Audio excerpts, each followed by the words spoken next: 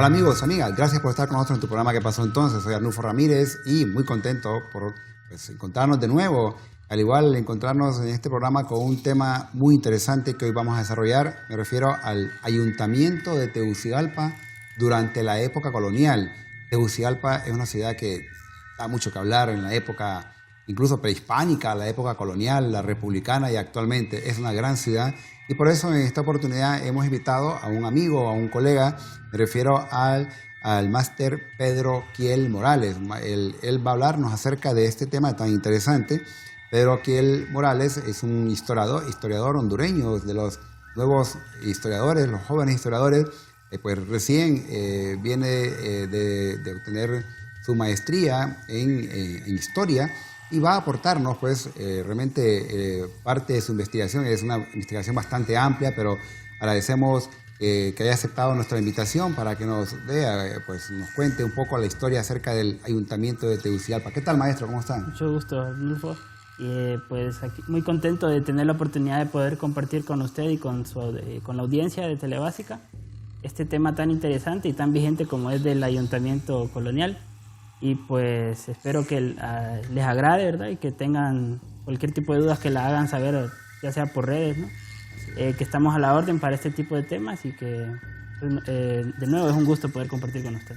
Bueno, el gusto es nuestro y así que vamos a iniciar el tema, maestro, del Ayuntamiento de Tegucigalpa, ¿no? Como tal. Y pues cuando hablamos de ayuntamiento, realmente ¿a qué nos estamos refiriendo? Porque hemos escuchado incluso en algunos países, como más que todo en el caso de España, maestro, nos dice el Ayuntamiento de Madrid, el Ayuntamiento de Barcelona o cualquier otra ciudad. ¿A qué se refiere cuando decimos ayuntamiento, maestro? Bueno, primero que nada el ayuntamiento no es un concepto que sintamos muy lejano, no lo podemos asociar actualmente con el concepto de municipalidad, o sea, el gobierno local de las ciudades. Hay otros conceptos como cabildo, que también se utilizó en la época y que se sigue también utilizando, ¿no? La gente todavía habla de un cabildo abierto en un pueblo, en una localidad. Y pues ayuntamiento básicamente se refiere a una institución de gobierno que tuvo vigencia durante la época colonial, la republicana. Y pues ahora, como los conceptos van cambiando a través de la historia, pues el ayuntamiento a veces la gente lo toma, y así como lo mencionó usted, como sinónimo del edificio donde está instalado el gobierno local. Así es cierto, ¿no? Incluso hubo personas aquí en Tegucigalpa, sobre todo nuestros abuelos o abuelas o bisabuelos que utilizaban el término de ayuntamiento, ¿no? Sí, correcto. Y todavía la gente lo utiliza, ¿no? A veces decimos Palacio Municipal, Ajá. pero Ayuntamiento de Tegucigalpa todavía es un concepto válido. Claro, no tiene, como vamos a ver, en el pasado colonial tuvo un peso más sensible, ¿no? Hacia la población, y ahora la corporación municipal nos parece como una estructura lejana, ¿no? Pero que todavía tiene sus varias implicaciones que vienen desde la época colonial, pasan a la republicana y que todavía tienen validez en nuestra época. Así es. Entonces, maestro Pedro Kiel, ¿quiénes son los que forman el ayuntamiento y cuáles son sus funciones? Bueno, como podrán ver en pantalla, traté de hacer un diagrama sobre quiénes eran los miembros del ayuntamiento. Y pues vamos a irlo desglosando. Pueden ver en la parte superior, hay dos alcaldes. Ajá. El ayuntamiento tenía dos alcaldes, perdón. Y uno era de primera nominación y el otro era de segunda nominación. Los alcaldes eran funcionarios que se elegían a final de año. Se reunía todo el cuerpo de capitulares, que así se les dice a los miembros del ayuntamiento, capitulares. Y pues cada uno daba el voto para una persona para alcalde. Y pues a inicio de año siempre entraba un nuevo gobierno. Pues los alcaldes tenían la función de ayudar a la justicia colonial, que sería el funcionario mayor, el alcalde mayor, a ejercer la justicia. Eran como juzgados de primera y de segunda nominación, tal como que son conceptos que todavía se manejan, ¿verdad? Así es. Bueno, abajo podemos ver, abajo a la derecha, si prestan atención, hay 6 regidores, que son regidores sencillos. Bueno, regidor es un concepto bastante claro, se vincula con el verbo de regir, o sea, de administrar. Entonces podemos entender fácilmente que ellos se encargaban de regir y de administrar la ciudad, ya sea obras públicas, salud, abastecimiento de alimentos, cuestiones de diversiones públicas, cuestiones ceremoniales. Pues había 6 de ellos. Y a la izquierda podrán ver que hay otros 4 regidores, pero ellos eran regidores dobles, por decirlo de alguna manera. Y podrán ver que dice regidor y a la derecha tiene el cargo que ejercían. El primero es regidor alférez real, que era el regimiento más valioso de todos, porque era el que más prestigio otorgaba, ¿verdad?, a su ocupante. Luego vamos a tener una imagen el tipo de papeles que tenían dentro de la comunidad del alférez real. El segundo es el alguacil mayor. El alguacil mayor era el encargado de ayudar en la cuestión de la justicia. Por ejemplo, si alguien comete un delito, pues lo primero que se hace es capturarlo y inmediatamente se aseguran sus bienes. Entonces se levanta una lista de Pedro tiene una mesa, un cuadro, se hace el equivalente en dinero, y eso es para que después de que termine el proceso, por ejemplo, si yo salgo culpable, yo tengo que pagar el costo de todo el proceso judicial. Entonces eso se saca de los bienes que yo tenía. Entonces el alguacil mayor se encarga de asegurar todo eso. El tercero es el depositario general, y creo que se alcanza a ver ahí, tiene una estrellita al lado, porque fue un cargo que desapareció después. El depositario general era el encargado de asegurar todo lo que se confiscaba, como les acabo de comentar. Él era el encargado de tenerlo y de custodiarlo, ¿verdad?, para que los bienes no sufrieran ningún tipo de daño, para que conservaran su valor, y él era el encargado de estar pendiente de que se mantuvieran. Pues este puesto desaparece curiosamente junto a la persona que lo ocupó, que es un personaje muy icónico de la época colonial. Se llamaba Pedro Mártir de Celaya, uno de los hombres más caudalosos, poderosos y significativos de la época. Pues su padre y su tío, si no recuerdo mal, ya ocuparon este puesto cuando comenzó el ayuntamiento en 1762, y no se lo traspasaban directamente como herencia, sino que siempre había un canje monetario por este tipo de puestos, y después vamos a tener un poco de tiempo para especificar un poco más de esto. Pues cuando él muere, el ayuntamiento se reúne y decide que el puesto de depositario general literalmente va a morir con él. Entonces él muere y desaparece este puesto. Y por último tenemos el regidor y alcalde provincial. Él era el encargado de ejercer justicia, pero sería como una policía rural, ¿no? No es el mismo concepto de policía que entendemos, ¿no? Sino que él se aseguraba de llevar a cabo las diligencias judiciales, por ejemplo, en las afueras de Tegucigalpa, y todo dentro de la jurisdicción de la vía, que es otro tema que vamos a ver también. Bueno, en medio de las columnas de los regidores, pueden ver que hay un cargo que es muy importante, que es el de escribano. El escribano era fundamental porque era literalmente la persona que llevaba a cabo la escritura de todo lo que se hacía en el ayuntamiento, todo lo que se dictaminaba ahí, y pues él es la figura que le daba soporte legal a cualquier proceso. Arriba a la izquierda tenemos un cargo que se llama mayordomo de propios. Este era elegido también por los miembros del ayuntamiento, y él era el encargado.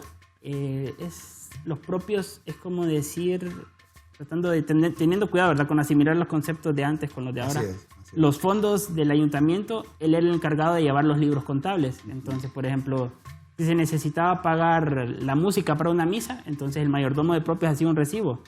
Entonces le entregué al maestro tal por la música de la misa de tal fecha, de tal conmemoración.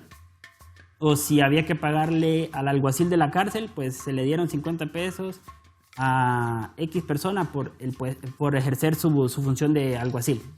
Y por último tenemos arriba a la derecha el procurador síndico. El procurador síndico era muy importante y también era elegido en conjunto por el resto del ayuntamiento, porque él era el encargado de procurar las diligencias que tenía el ayuntamiento ante las demás instancias de gobierno, ya sea el gobierno de la Audiencia de Guatemala o directamente la monarquía, el Consejo de Indias, etc. Pues las órdenes pasaban por él y los capitulares le pedían a él su dictamen, ¿no? Como para asegurarse de que todo estuviera dentro de la ley, es decir, qué podemos hacer en esta situación, en esta otra. Y pues él realizaba su dictamen y se lo entregaba al cuerpo de capitulares, y estos podían derivar si estaban de acuerdo, si no, y pues le daban la orden de qué tipo de diligencia seguir.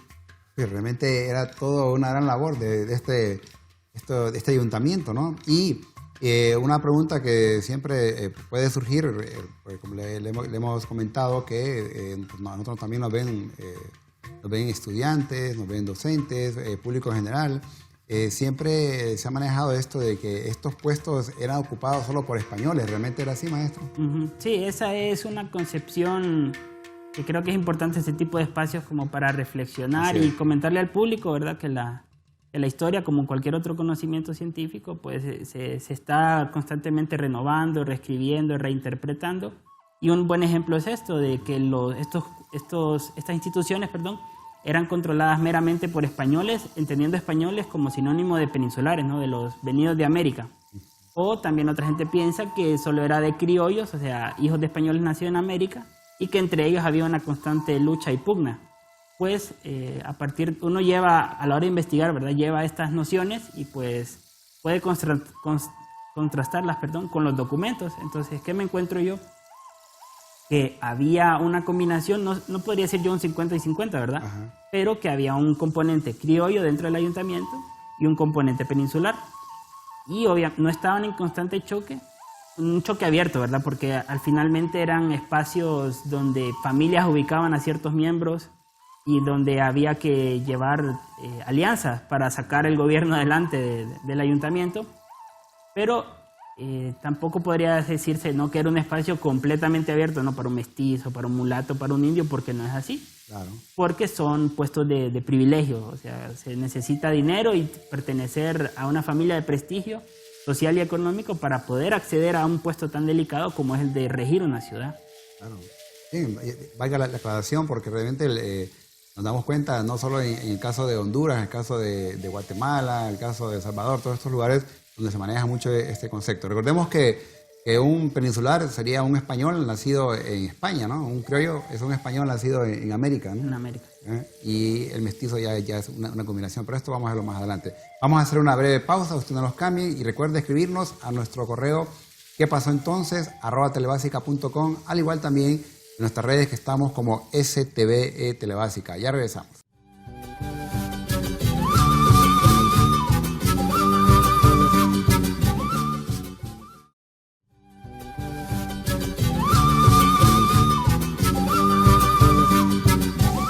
El Ayuntamiento de Tegucigalpa durante la época colonial. Te hemos invitado al maestro Pedro Kiel Morales.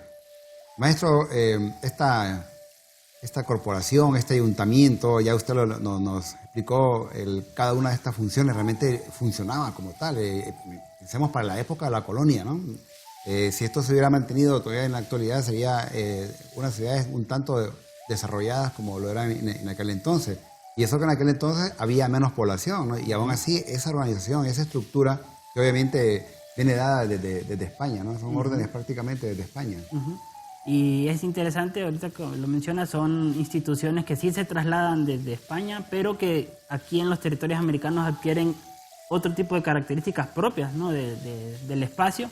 Y es un buen comentario el que me hace, porque me recuerda llevar esto a colación, la diferencia que hay entre los primeros ayuntamientos, los primeros cabildos, que son durante el proceso de conquista, y el de Tegucigalpa, que ya se formó en 1762, o sea que han pasado muchísimos años desde la conquista hasta el momento del ayuntamiento de Tegucigalpa. Es importante, creo yo, hacer esta diferencia, pues, porque los ayuntamientos durante la conquista prácticamente sirven como punta de lanza para solidificar la conquista y la colonización, y a partir de ello seguir conquistando los territorios. Y un buen ejemplo es el de Pedro de Alvarado, cuando funda la ciudad de San Pedro Sula en 1536. Uno puede ver literal cómo se forman los primeros gobiernos locales en Honduras. Lo primero que hacen, ¿no?, llegan las huestes conquistadoras, se asientan todos, eligen una fecha para fundar la ciudad, que tiene que ver mucho también con los patrones, ellos jugaban con eso. Y pues primero que nada hacen el repartimiento, ¿no?, el repartimiento de los indígenas entre los conquistadores. Entonces Pedro Alvarado dice, por ejemplo, Antonio, el pueblo de, y uno puede ver ahí las primeras poblaciones de los pueblos de indios que son repartidas, ¿no? Incluso se menciona Tegucigalpa, y es algo que genera mucha controversia, porque Pedro de Alvarado menciona no Tegucigalpa directamente, sino como una derivación lingüística de algo que parece ser Tegucigalpa, pero que todavía falta investigar más. Pues en este primer momento los conquistadores son los que eligen directamente a las primeras corporaciones municipales, a los primeros cabildos. Entonces uno puede ver en las actas, porque fundaron una población, era todo un proceso jurídico, administrativo, ¿no? Había disposiciones, unas disposiciones del rey Fernando II, si no me equivoco, de 1573, que les decían a ellos dónde fundarlas, qué tipo de cosas tomar en consideración.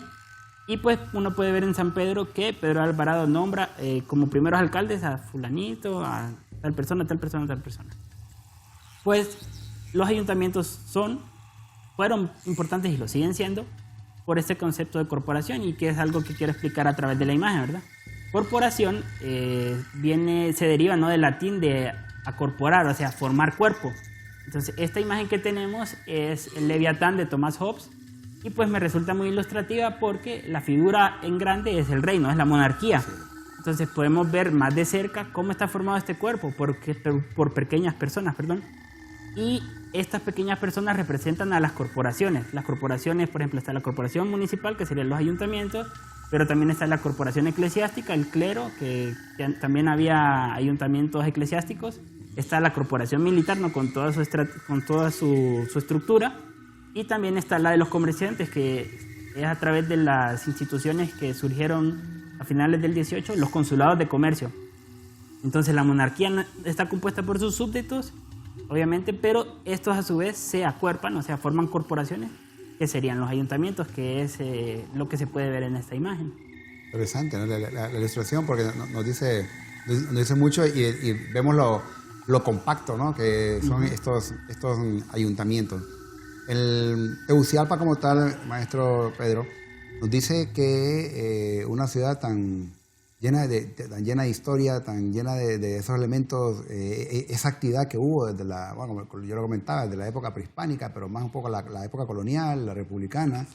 Realmente, una pregunta obligatoria que le quiero hacer es uno de los motivos, de los objetivos que usted lo impulsó a estudiar este tema del ayuntamiento. Sabemos que su tema es más amplio, pero aquí compartiendo esta parte, ¿no?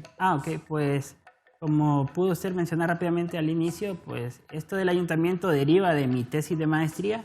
Pues yo estudio redes de poder y la élite de Tegucigalpa, y entonces eso me lleva, ¿no?, a estudiar dónde se desarrollan estas personas, ¿no?, esta élite, estas familias importantes. Y uno de los espacios más importantes del gobierno local y regional, pues son los ayuntamientos.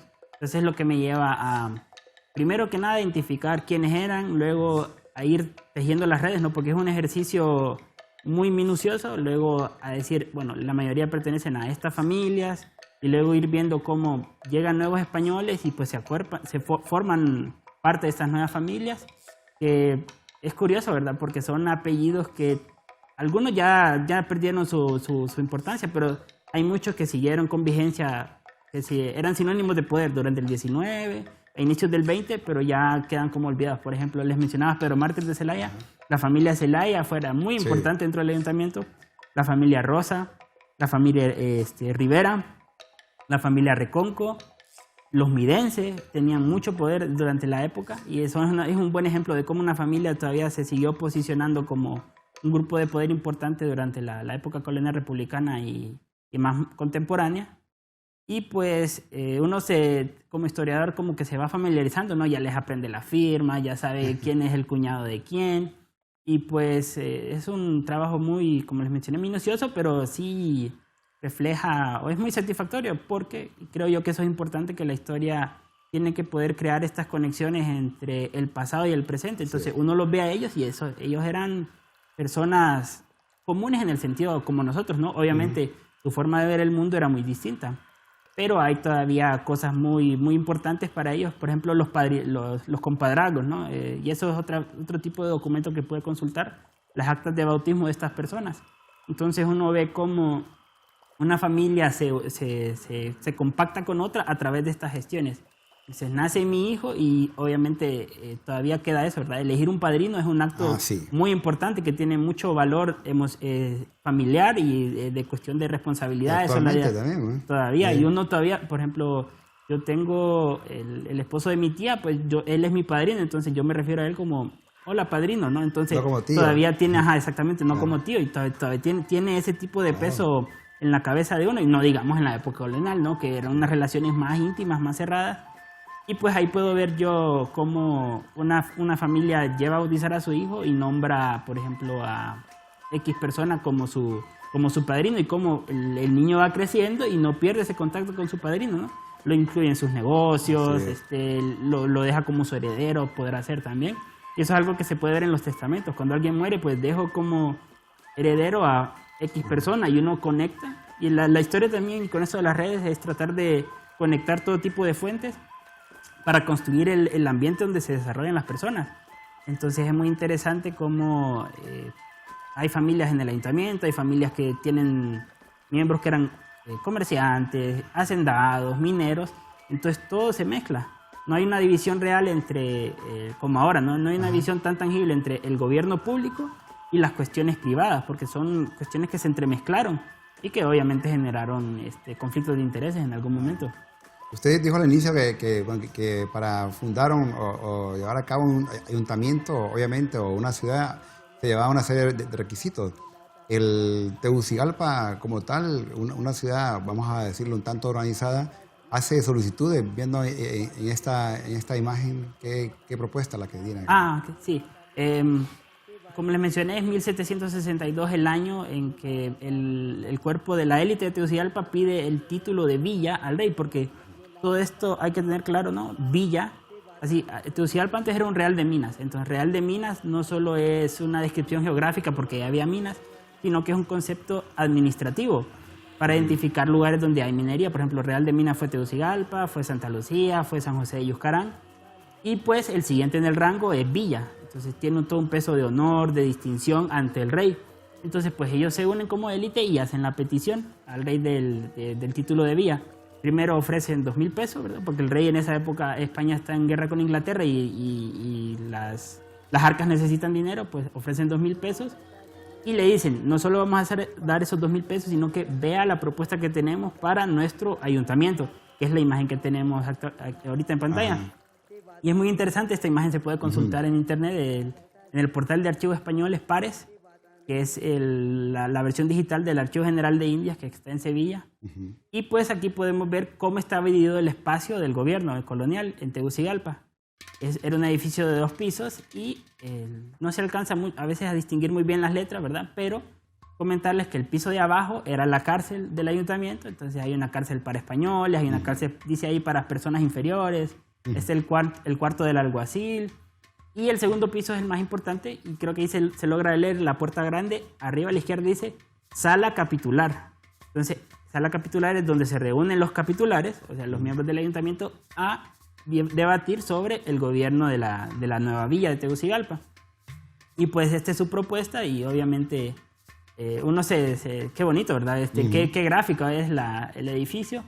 Pero resulta que investigando uno logré ver que las gestiones no les salieron como querían a los de Tegucigalpa y creo yo que el ayuntamiento no quedó como ellos querían, ¿no? Hubo problemas de dinero y de materiales.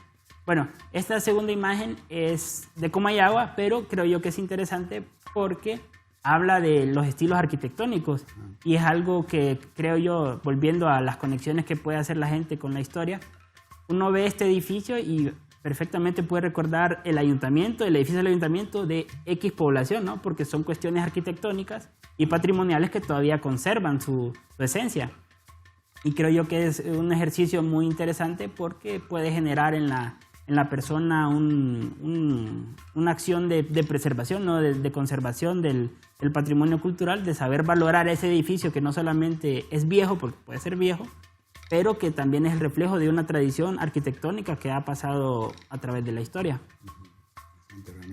Y sí, claro, y uno hace un viaje por la Honduras actual y pasa por algunos pueblos coloniales, usualmente uno identifica ese tipo de arquitectura, ¿no? Sí, los elementos, claro, los arquitectos son quienes conocen más los nombres de cada uno de los elementos arquitectónicos, pero creo que, y vuelvo a subrayar que es importante hacer estas conexiones entre el pasado y el presente para saber que hay elementos que terminan siendo, mejor dicho, testigos de la historia de una población. Entonces, como dice usted, la gente, por pequeño que pueda ser un pueblo, una comunidad, una aldea, usted puede ver un edificio así y no es construido así al azar porque así era, ¿no? Sino que es una técnica constructiva, que las técnicas constructivas también son parte del patrimonio cultural que ha pasado de generación y que nos invita a proteger este tipo de edificios. Definitivamente. Vamos a hacer una breve pausa, ustedes no nos cambien, ya regresamos.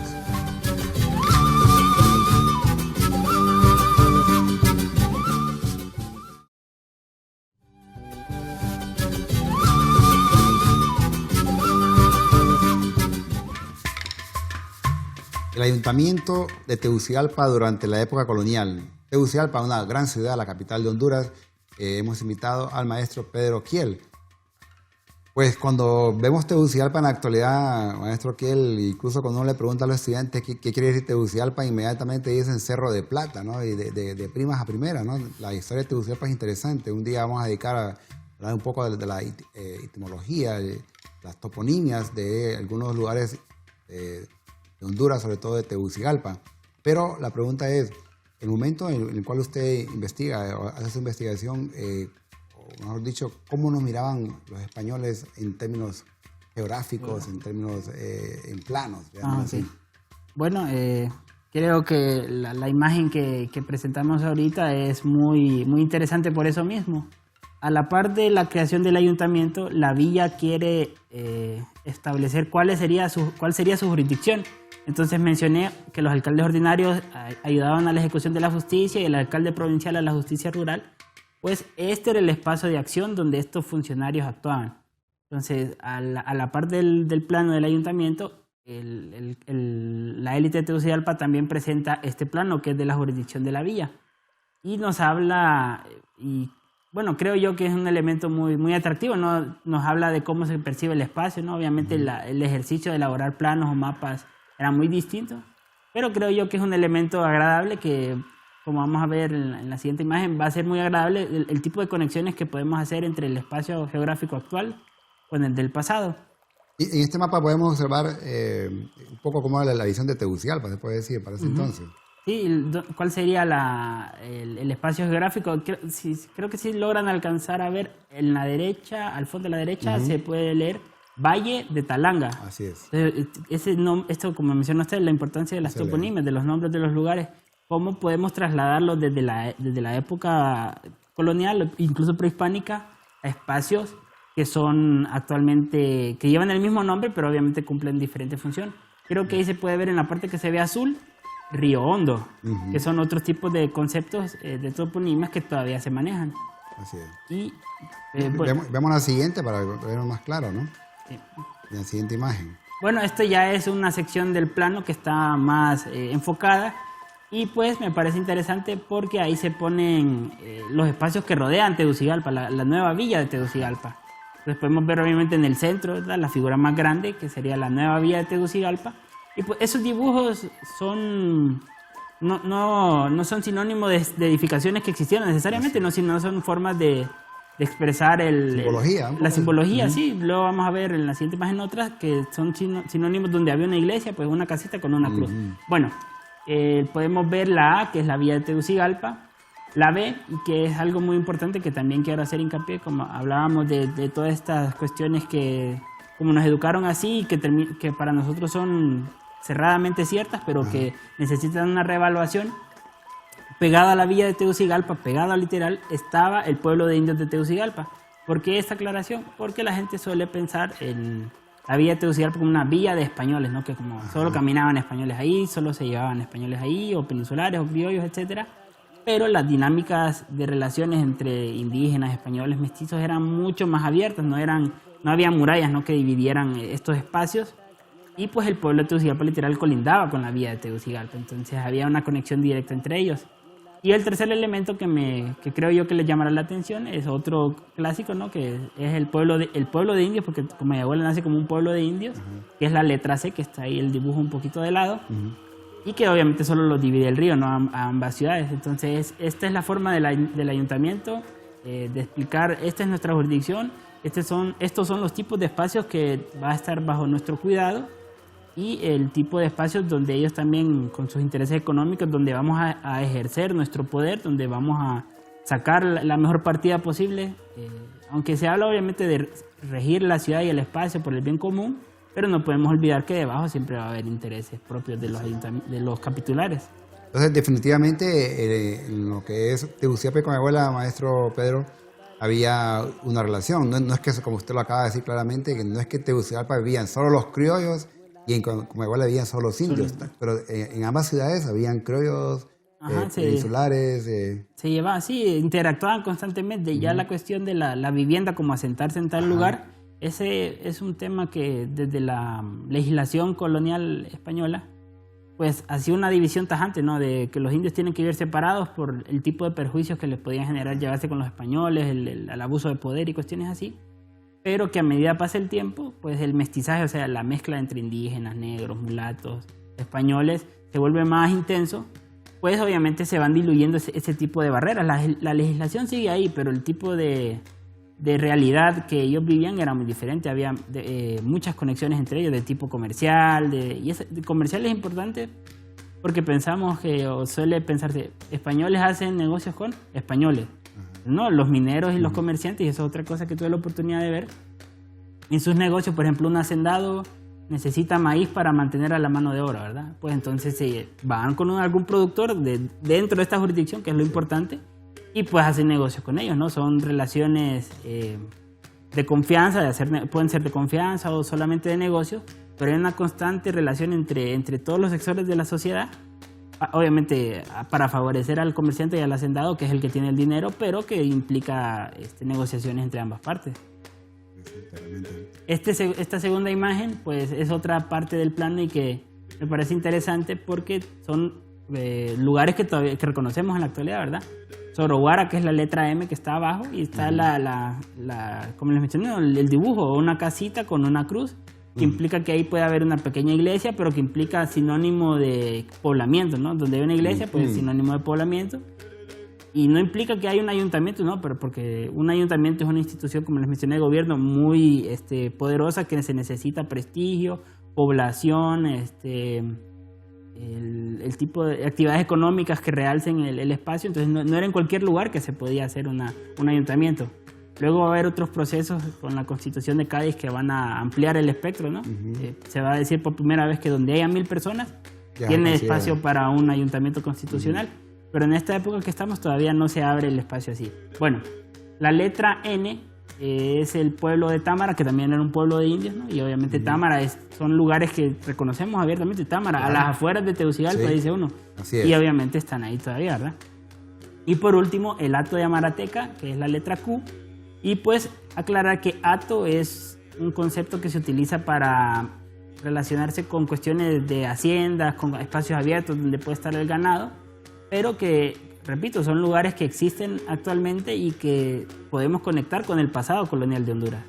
Claro, estos son pueblos que están en la actualidad, ¿no? Sí, que existen todavía en la actualidad, que quizás su iglesia no es la misma que en esa época, pero que nos hablan de un asentamiento, de un poblamiento desde hace mucho tiempo. Y claro, ¿verdad? Lo prehispánico siempre va a estar ahí. Pero pues desde mi punto de vista, que es el colonial donde yo me manejo, pues uno puede dar fe o constancia de que son espacios que se han ido poblando desde hace mucho tiempo y que son bastante valiosos para las comunidades, ¿no? Con estas cuestiones de las cuestiones de las tierras, ¿no? Ellos obviamente pueden, porque estos pueblos generaron títulos de tierra, cuestiones de ejidos, y pues son pruebas que actualmente el Estado todavía reconoce, ¿no? Como para legitimar la posesión de un terreno. No solamente se dice nuestros antepasados así abiertamente, ¿no? Ocuparon esta tierra, sino que aquí está el respaldo documental y obviamente puede ver otra vez a estos actores del pasado defendiendo su tierra. Y usted hablaba, maestro Pedro, al principio acerca del Real de Minas. Hoy día uno concibe Tegucigalpa como pues, lo que es Tegucigalpa y todo lo que es el centro, los pueblos, los barrios alrededores. Pero cuando hablamos de Real de Minas, no solo es Tegucigalpa, ¿no? Es un vasto territorio. Un vasto territorio que se relaciona, como mencionamos anteriormente, con las minas, con la labor del laboreo de las minas. Y pues esa conexión, como dice usted, Tegucigalpa ahora nos parece una ciudad enorme, que ha crecido bastante. Pero también uno creo que también gana mucho con el ejercicio reflexivo o imaginativo, ¿no? De comparar, siempre con el cuidado de no cometer anacronismo, ¿verdad? Así es. De imaginarse ese espacio, ir al centro de Tegucigalpa y decir, pues el centro histórico que se maneja, hay una categoría de centro histórico, eso era la primera Tegucigalpa, y cómo se fue expandiendo en el 19, en el siglo XX hasta ahora, que es el municipio del Distrito Central, junto a Comayagüela, y que también podemos reflexionar por qué junto a Comayagüela, porque obviamente las relaciones entre Tegucigalpa y Comayagüela ya estaban sentadas desde el inicio de la colonización del espacio. Como nos ve todo tipo de público, maestro, es importante aclarar algunos conceptos. El caso de anacronismo, ¿a qué se refiere? Anacronismo básicamente es tratar de... Tomamos un concepto que nosotros conocemos, que nosotros manejamos, y tratamos de llevárselo al pasado. Por ejemplo, es como decir, los españoles eran racista, esa palabra. Entonces, obviamente, racismo en nuestro tiempo tiene ciertas cargas ideológicas, pero no es algo que podamos tomar fácilmente y decir, eran racistas, porque dentro de su concepción del mundo, de quiénes eran, qué derechos tenían cada uno, es muy diferente. O incluso, creo que también se pueden hacer otras conexiones como esta carga negativa que se tiene a alguien cuando alguien puede ser torpe o tonto, se le dice es que sos indio. Y eso es un buen ejemplo, ¿no? De cómo comparar esto. Lo que para nosotros es así sinónimo de torpeza. Indio es un concepto jurídico que define a alguien con sus derechos, con sus privilegios, con su protección como indígena. Entonces, como mencionamos, los anacronismos hay que tenerles cuidado porque no podemos analizar así libremente el pasado desde nuestra perspectiva, ¿no? Hay que tratar de empaparse un poco de cómo miraba la gente el mundo, cómo se relacionaban, qué tipo de limitantes había, que por ejemplo ahora nos podemos casar con quien nosotros deseamos, ¿verdad? O con quien nos obligue, ¿verdad? Si hay gente que está obligada. Pero en la época colonial era todo un proceso muy pesado de cargas ideológicas, ¿no? De quiénes se pueden casar con quiénes, españoles con españoles, que también tampoco es decir que estaba muy cerrado, ¿no? Obviamente pasa el tiempo y hay indígenas que se casan con mulatos, mulatos con mestizos, entonces el mestizaje se vuelve más intenso. Así es. Interesante realmente. Bien, vamos a hacer una breve pausa, usted no nos cambien, ya regresamos.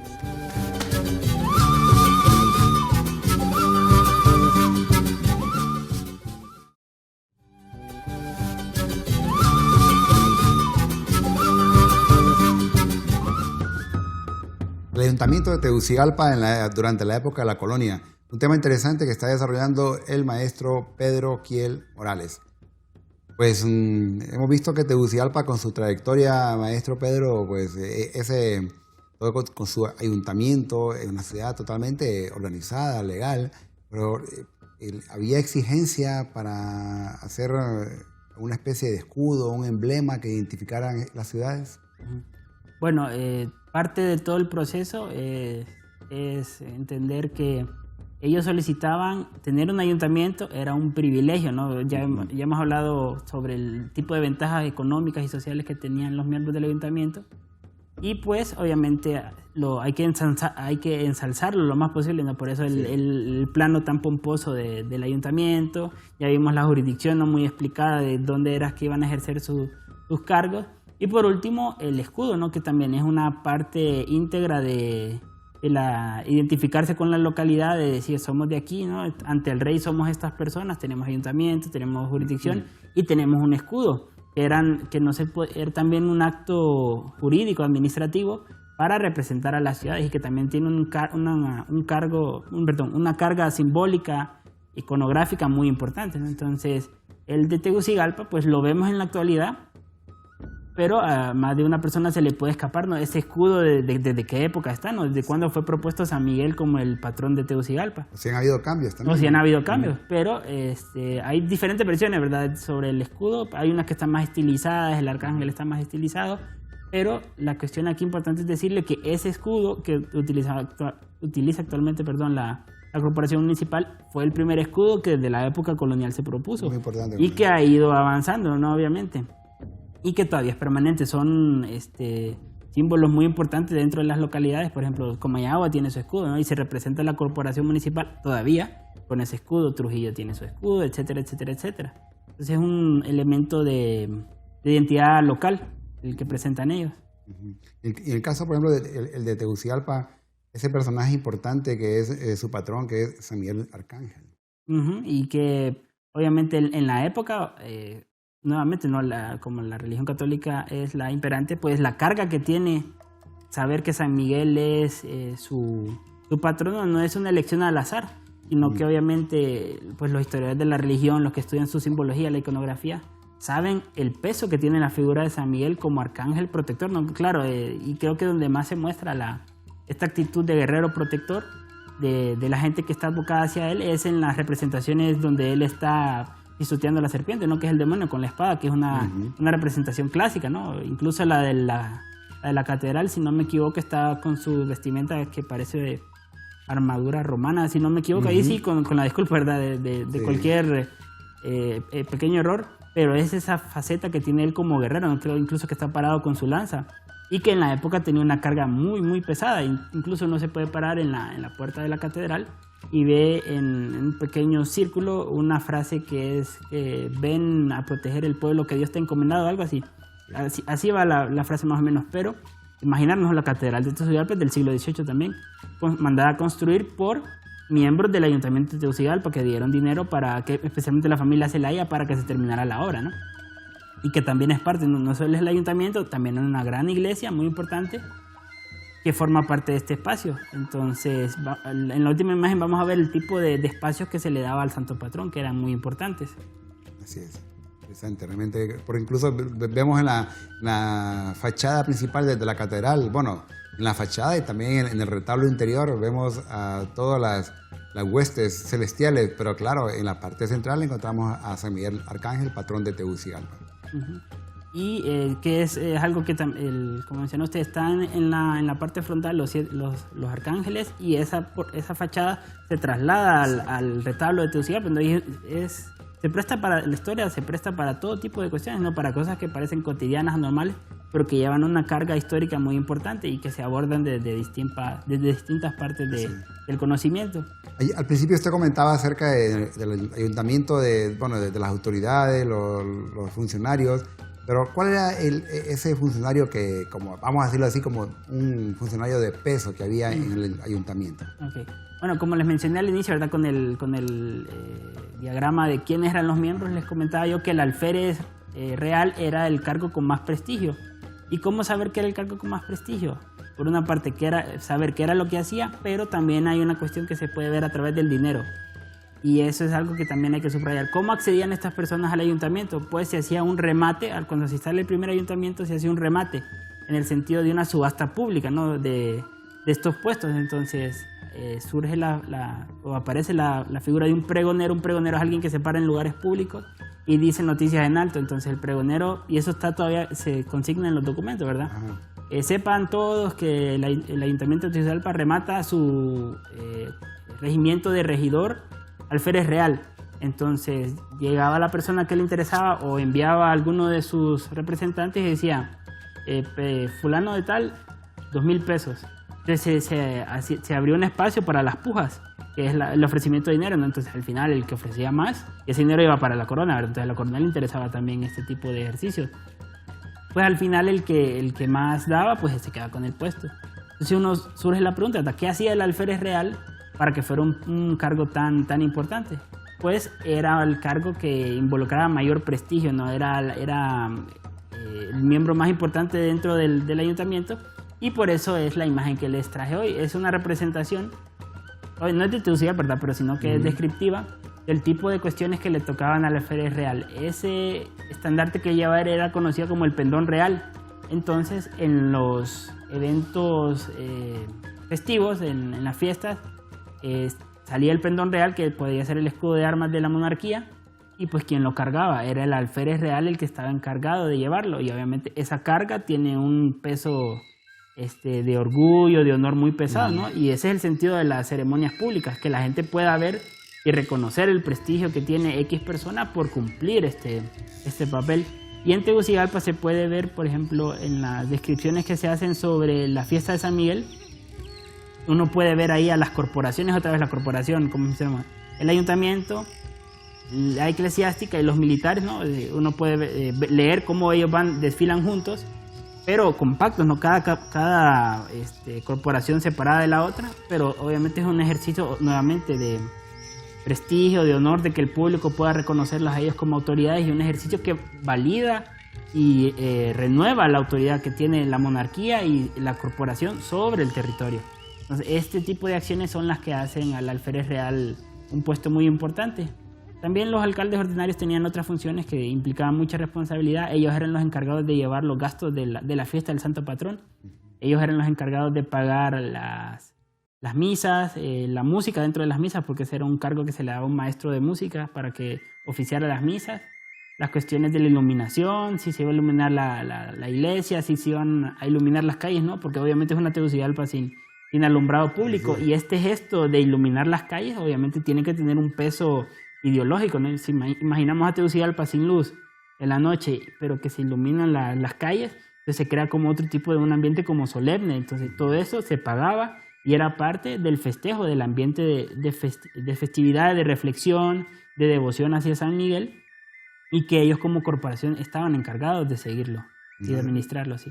Obviamente el tipo de iluminación era Candela, aceite, sí, ¿no? candela, sí, aceite y candela, que era lo accesible, pero se hacía para festividades, se hacía, por ejemplo, cuando nacía un miembro de la familia real, se casaba un miembro de la familia real, o fallecía un miembro de la familia real. Entonces esas órdenes llegaban aquí de murió el rey o se casó el rey, pues como súbditos de la monarquía ellos tenían que responder ante ese tipo de situaciones. Sí.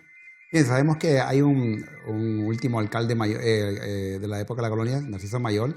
Incluso Morazán tuvo sus contactos con él, me parece, ¿no? Sí. Pero lo interesante es ver el inicio. Ya usted comentaba de las grandes obras, como el caso de la catedral y otras obras por ahí. Este último alcalde de la época de la colonia, Narciso Mayol, ¿qué es lo que él se plantea? ¿Qué tiene que ver con este ayuntamiento realmente? Ok. Bueno, él se vincula con el ayuntamiento, porque el alcalde mayor como la figura real de justicia más importante, ¿no? Que era representante del rey en el territorio, y obviamente con el ayuntamiento pues trabajaban en conjunto para la administración de la villa. Y dentro de las funciones de los capitulares están las obras públicas. Entonces Mayol pues es conocido por ser parte de la iniciativa del puente al que después se le da su nombre, ¿no? El puente Mayol, que es un testimonio histórico, ¿no? de la historia de Tegucigalpa. Pues este plano que les comparto está en el Archivo General de Centroamérica en Guatemala, y es la primera propuesta que se hace en 1816. Y lo curioso es, Mayol comienza a ser alcalde mayor en 1817, o sea que el ayuntamiento como tal ya tenía una primera iniciativa de cómo iba a ser el puente, qué tipo de arquitectura iba a estar en el puente, y que nos habla de su interés, ¿no? Pues obviamente es el facilitar el transcurso de mercaderías, de personas, desde Tegucigalpa hacia Comayagüela. Pues este es el primer plano que presentan ellos.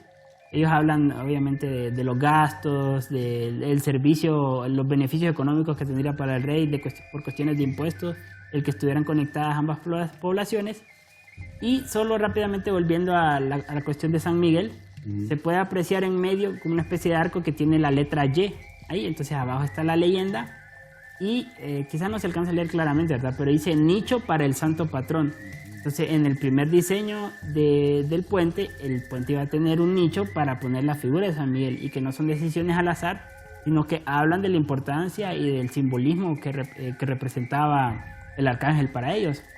Obviamente este es el primer plano, y obviamente sabemos que el puente Mayol luego cambia a una estructura de arcos, que ahí es cuando entra ya Narciso Mayol a administrar y a darle seguimiento a la construcción. Y pues el ayuntamiento era importante para este tipo de eventos porque eran los encargados de el dinero para la obra, de recaudarlo, de administrar los materiales, de conseguir los materiales. Había vecinos muy importantes, como uno que se llamaba Tranquilino de la Rosa, que daban cal, daban ladrillo, daban arena o ponían el dinero para comprarla para que avanzara la construcción. Y pues el alcalde mayor y el ayuntamiento tenían la responsabilidad de comentarle a las otras instancias del gobierno cómo iba avanzando la obra. Y pues gracias a ellos es que se termina el puente.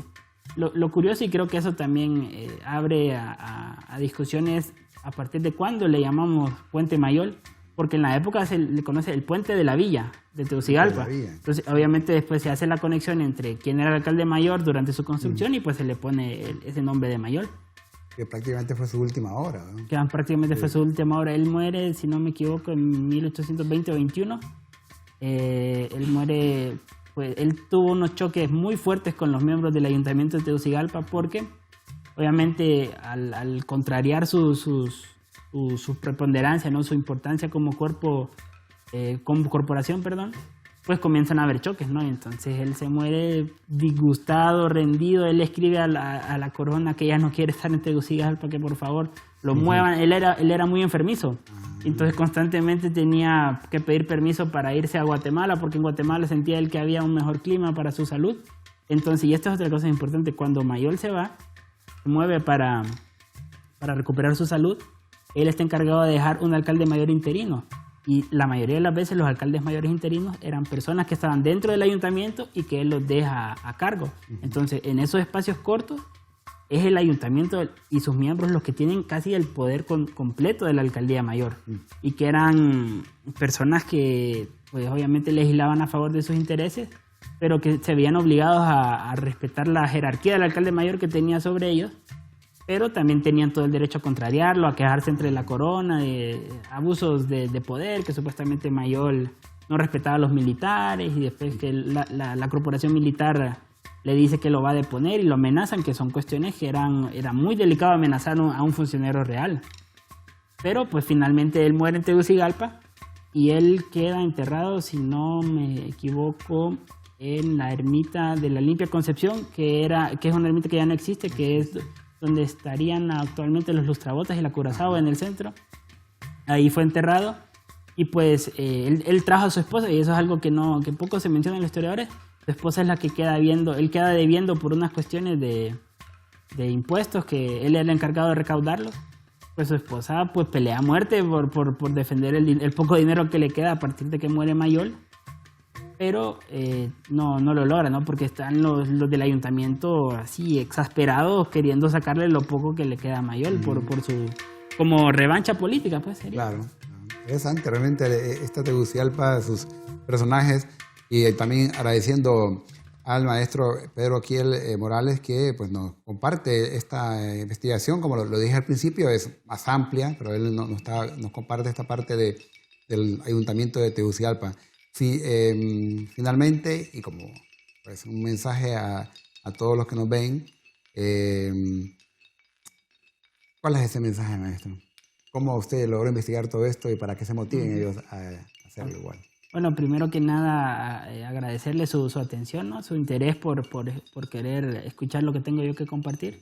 Y al mismo tiempo que agradecerle, invitarlos a hacer cualquier tipo de pregunta. Usted ya dio el correo de aquí del canal, la oportunidad que hay para venir, para compartir, y creo que es un ejercicio muy, muy importante, muy productivo, el de compartir lo que uno piensa con otras personas. Así se construye el conocimiento.